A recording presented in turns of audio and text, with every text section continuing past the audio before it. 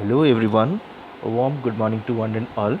Students, welcome back to today's online class of Standard 11 Fine Arts in DAV Public School Gumla.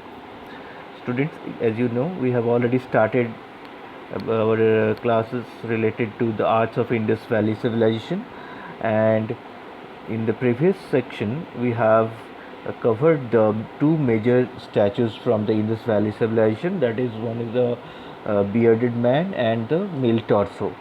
And today we are going to take up the bronze casting and related statues, that is the dancing girl and the bull from this period. Okay, before taking up those topics, let me recall some of the topics which were taken in the previous class so that you can understand it properly. So the arts of Indus Valley Civilization was one of the earliest civilization of the world, which emerged during the second half of the third millennium, which is known as the Bronze Age. And the forms of art found from the various sites of civilization includes sculptures, seals, pottery, gold ornaments, terracotta figures, etc. Okay, so and today we are going to start this with our bronze casting. So let us first understand what is bronze casting and how is it done. Okay, so it is made, bronze casting is made using the lost wax technique, in which the wax figures were first covered with a coating of clay and allowed to dry. Then the wax was heated and the molten wax was drained out through a tiny hole made in the clay cover. The hollow mold thus created was filled with molten metal, which took the origin. This is our earlier practice, and nowadays also this is done.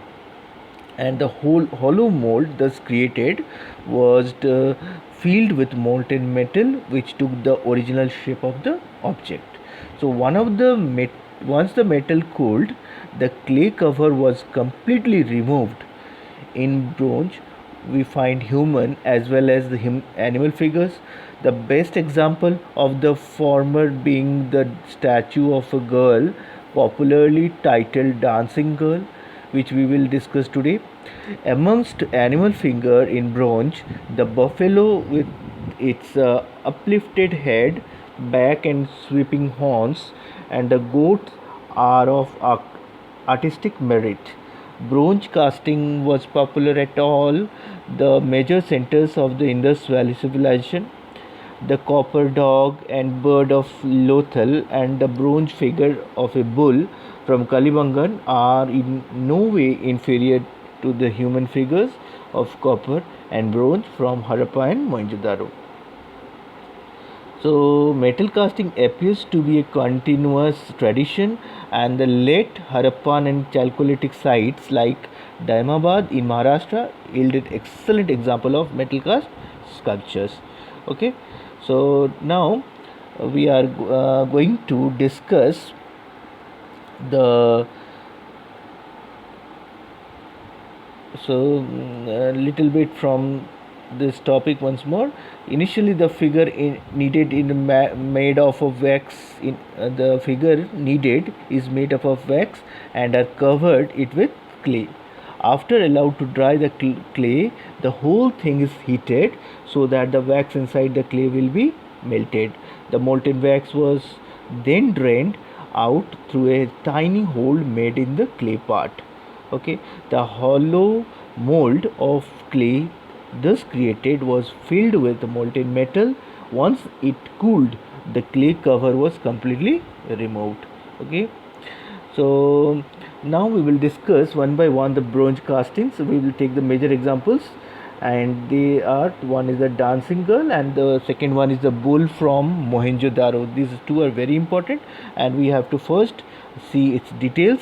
And I have also provided you in the PDF also. This is the dancing girl bronze sculpture from the Mohenjo-Daro period, and its artist is unknown. It is from the prehistoric time, and it is its type is bronze, and some details are also given. Dimension is also given.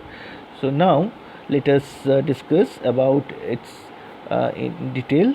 This is the picture of the dancing girl. Okay, so dancing girl, it is the bronze statue created over 4,500 years ago and is a rare and unique masterpiece. It was found in the ancient Mohenjo-Daro site in 1926.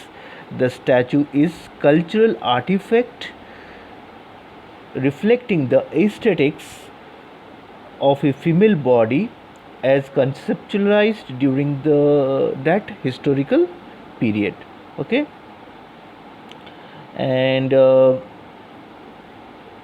bronze girl was made using the lost wax casting technique. I repeat, students, just listen to it carefully.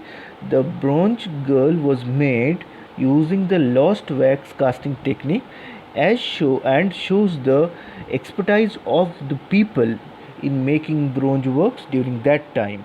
The statuette was named Dancing Girl based on an assumption of her profession, and she is one of the two bronze artworks found at Mohenjo-Daro that shows a more natural pose that compared to other more formal figures. And the statuette has large eyes, a flat nose, healthy cheeks, curly hair, and an archaeologist regard the dancing girl as the most captivating piece of art from an Indus site. Okay, let us repeat this line. It was quoted by the archaeologist regarding this dancing girl, that the most captivating piece of art from an Indus site. The statue led to two important discoveries about the Indus Valley civilization, also known as the Harappan civilization. Firstly, that the new metal blending, casting, and other sophisticated metallic methods. Secondly, that entertainment, especially dance, was an essential part of their culture. The statuette was named Dancing Girl based on an assumption of her profession.